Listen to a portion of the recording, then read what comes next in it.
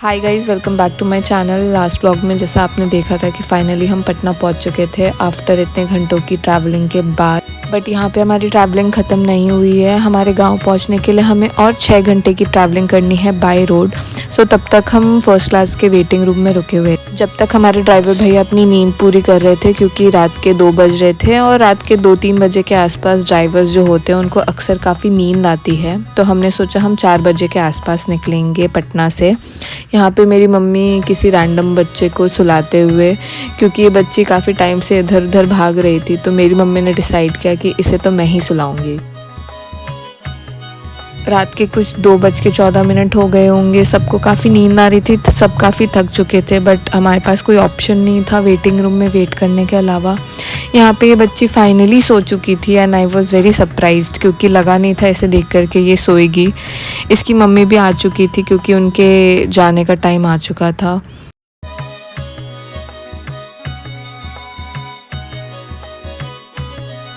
गाड़ी देख के काफ़ी एक्साइटमेंट हो रही थी, क्योंकि अब पता था कि कुछ और घंटों का सफ़र है और हम फिर फाइनली हमारे घर पहुंच जाएंगे।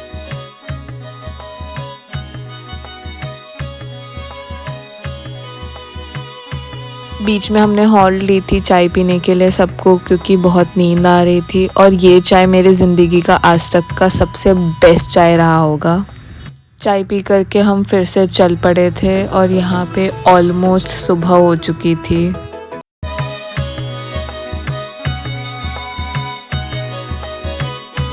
लिटरली अगर मैं विंडो के बाहर देख रही थी तो मुझे सनराइज़ होते हुए दिख रहा था एंड मैंने अपने आँखों के सामने सनराइज़ होते हुए देखा है।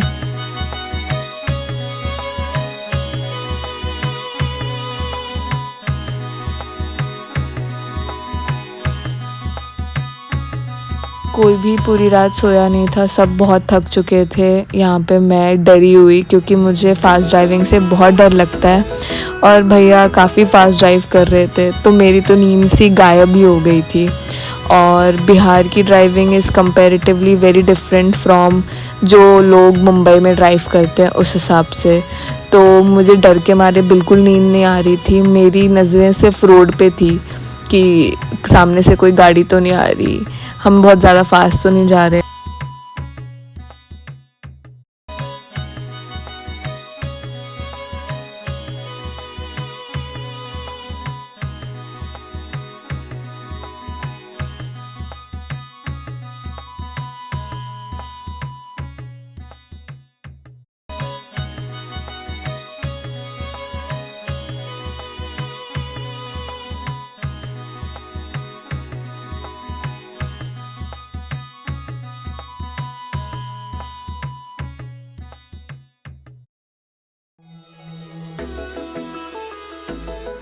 यहाँ मेरी बहन पूरे घर में सबसे पहले रेडी होकर के यहाँ वहाँ घूम रही थी और ये काफ़ी ज़्यादा एक्साइटेड थी।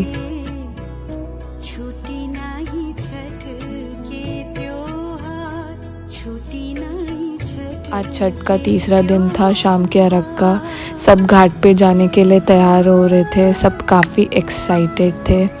यहाँ पे मेरी आंटी और मेरी सबसे छोटी बहन भी तैयार होकर के रेडी थे।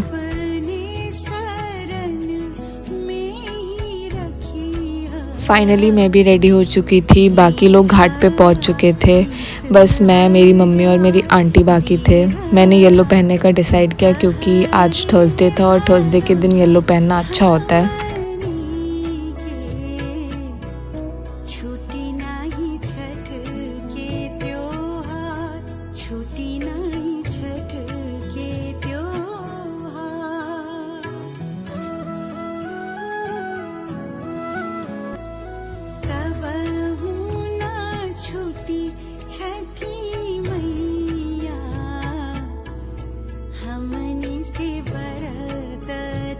घाट पे काफ़ी भीड़ थी, लोगों ने अपनी पूजा ऑलरेडी स्टार्ट कर चुकी थी। मैं थोड़ी सी लेट हो चुकी थी। फाइनली मैं पहुंच गई और मेरी दादी, मेरे बड़े भाई और मेरी बड़ी बहन पानी में उतर चुके थे पूजा करने के लिए। छठ के टाइम पे घाट पे एक अलग ही माहौल रहता है, एक अलग ही फीलिंग रहती है, जिसको आप वर्ड्स में डिस्क्राइब नहीं कर सकते, बट जब आप वहाँ पे होते हो तब आप उसे फील कर सकते हो।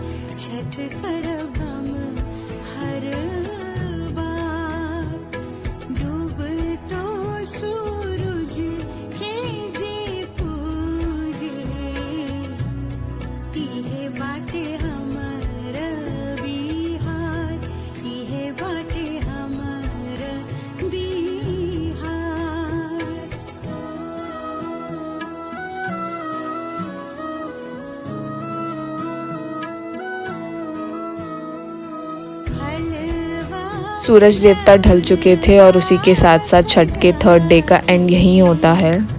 अब सब लोग धीरे धीरे घाट से अपने घर जा रहे थे और सब घर जा कर के कल की प्रिपरेशंस में जुट जाएंगे।